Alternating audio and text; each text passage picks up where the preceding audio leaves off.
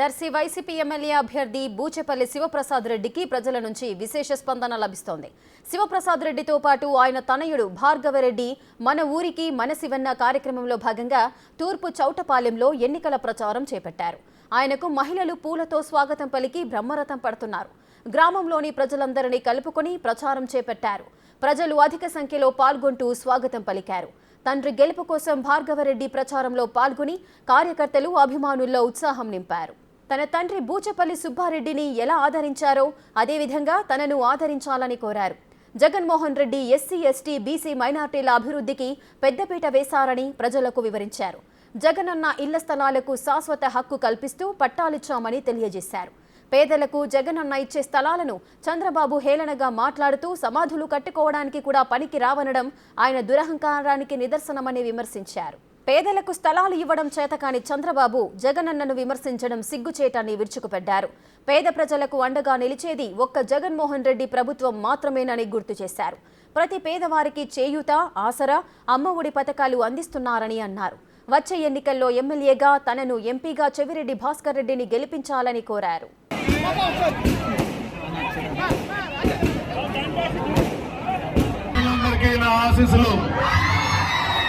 ఈరోజు ఎంతో సంతోషంగా ఉంది.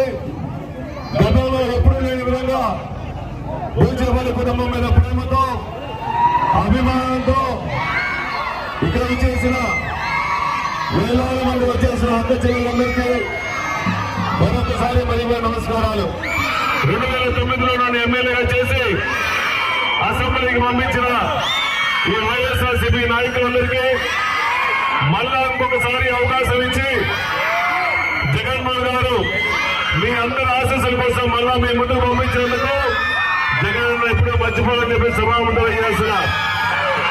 ఈ రాష్ట్రంలో పేద బడుగు బలహీన వర్గాల కోసం, ఎస్సీ, ఎస్టీ, బీసీ, మైనార్టీ సోదరులందరి కోసం, రైతుల కోసం, మహిళల కోసం ఈ రాష్ట్రంలో జగన్మోహన్ గారు సుదీర్ఘ పాదయాత్ర చేసి ఈ రాష్ట్రంలో పేద ప్రజల కోసం ఎన్నో సంక్షేమ పథకాలు ప్రవేశపెట్టి ఎలక్షన్ల ముందు ఇచ్చిన హామీలను నెరవేర్చుకుంటూ నవరత్నాల పథకాలు, రైతులందరికీ రైతు భరోసాలు, మహిళలందరికీ రుణమాఫీ, ఎన్నో కార్యక్రమాలు పేదవాళ్ళందరికీ ఉపయోగపడుతూ ఈ రాష్ట్రంలో మాట మీద నిలబడే వ్యక్తి ఈ రాష్ట్రంలో జగన్మోహన్ గారు తప్ప ఇంకెవరులేదని చెప్పి సభాముఖంగా చేస్తున్నా. ఈ రాష్ట్రంలో జగన్ వచ్చిన తర్వాత రాష్ట్రం మొత్తం సంక్షేమ పాలన మొత్తం నడుస్తుంది. రైతులు కానీ మహిళలు కానీ ఎంతో సంతోషంగా ఉన్నారు. గతంలో ఆరోగ్యశ్రీ చంద్రబాబు నాయుడు టైంలో పూర్తిగా కుట్టబడినప్పుడు జగన్ వచ్చిన తర్వాత ఈ రాష్ట్రంలో ప్రతి ఆరోగ్యశ్రీ కార్డు మీద 20 లక్షల రూపాయల వరకు ఫ్రీగా చూపించే భాగ్యం కల్పించిన నాయకుడు ఈ రాష్ట్రంలో జగన్మోహన్ చెప్పి సభాముఖంగా చేస్తున్నా. మహిళలందరికీ అమ్మఒడి పథకం ప్రవేశపెట్టి మన పిల్లలందరూ బాగా చదువుకోవడం కోసం ప్రతి స్కూల్ కార్పొరేట్ స్కూల్ లాగా తయారు చేసి ప్రతి పిల్లవాడు ఇంగ్లీష్ మీడియంలో చదువుకోవాలి, వాళ్ళకని బోట్లు, సాక్స్లు, ట్యాబ్లు ఏర్పాటు చేసి మన పిల్లలందరూ బంగారు భవిష్యత్తు కోసం కృషి చేసిన నాయకుడు ఈ రాష్ట్రంలో జగన్మోహన్ గారు చెప్పి సభాముఖంగా చేస్తున్నా. అదేవిధంగా ఆరోగ్యశ్రీ కానీ 108 కానీ 104 కానీ సుమారుగా జగన్ వచ్చిన తర్వాత 2500 చెరకు ఆరోగ్యశ్రీ ద్వారా 108 104 ప్రవేశపెట్టి ప్రతి పేదవాడికి సహాయం చేస్తున్న నాయకులు ఈ రాష్ట్రంలో జగన్మోహన్ చెప్పి సభాముఖంగా చేస్తున్నా. ఈ రాష్ట్రంలో రైతులు బాగుండాలన్నా, మహిళలు బాగుండాలన్నా, మహిళలందరికీ సంక్షేమ పథకాలు రావాలన్నా ఈ రాష్ట్రంలో జగన్ వచ్చిన తర్వాత వైఎస్ఆర్ చేయూత కానీ, వైఎస్ఆర్ ఆసరా కానీ, ఈబీసీ నేస్తం కానీ సుమారుగా 25,000 కోట్ల రూపాయలు ప్రతి సంవత్సరం నేరుగా మీ అకౌంట్ లో వేస్తూ పేదవాళ్ళందరినీ, మహిళలందరినీ కాపాడుకున్న నాయకులు ఈ రాష్ట్రంలో జగన్ అని చెప్పి సభాముఖంగా చేస్తున్నా.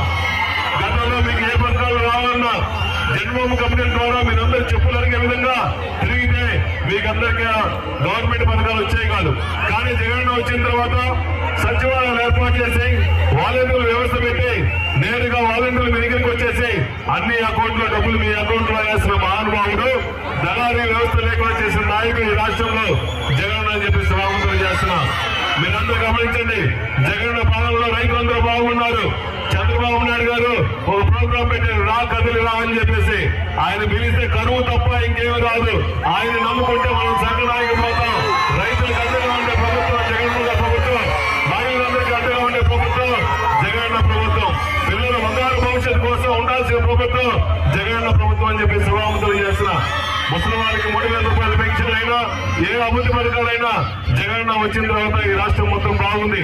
అటు సంక్షేమ పథకాలు కానీ అటు అభివృద్ధి పథకాలు కూడా జగనన్న వచ్చిన తర్వాత బాగున్నాయి. కాబట్టి మీరందరూ గమనించండి, ఎన్ని పథకాలు పేదవాళ్ళకి రావాలన్నా జగనన్న ముఖ్యమంత్రి కోసం కృషి చేయాలని చెప్పి ప్రతి ఒక్కరూ సహాయం చేయాలని చెప్పి మనస్ఫూర్తిగా కోరుకుంటున్నా. చంద్రబాబు నాయుడు గారు గత ఆయన సీఎం కుర్చీలో ఉన్నప్పుడు పలానా పథకం ద్వారా పేదవాళ్ళు లబ్ధి పొందారు, పలానా పథకం చూసి ఓట్లేసామని చెప్పి అడిగే తత్వం లేకుండా నేను ముసలిగా అయిపోయిన 75 సంవత్సరాలు నాను, నాకు ఆఖరి అవకాశం మీరు ఓట్లేమని చెప్పి చెప్తున్నాడు. కానీ జగన్ నా పథకాలన్నీ మీకు అంది ఉంటే, మా సంక్షేమ పథకాలన్నీ మీకు అంది ఉంటే నన్ను చూసి ఓట్లేమని చెప్పి చెప్తున్నాడు. ఆయన పాలనకి ఈయన పాలనకి ఎంతో తేడా ఉంది.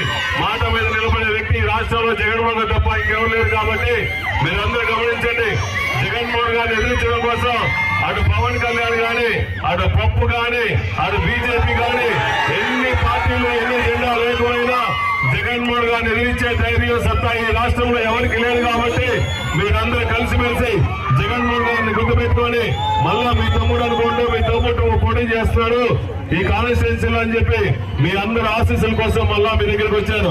మరొకసారి నాకు అవకాశం ఇచ్చి ఈ కాన్స్టిట్యున్సీలో నాకు మన ఎంపీ అభ్యర్థి చెవిరెడ్డి భాస్కర్ రెడ్డి గారికి ఫ్యాన్ గుర్తు మీద వేసి అఖండ మెజార్టీతో గెలిపించవలసిందిగా ప్రార్థించుకుంటూ సెలవు తీసుకున్నా.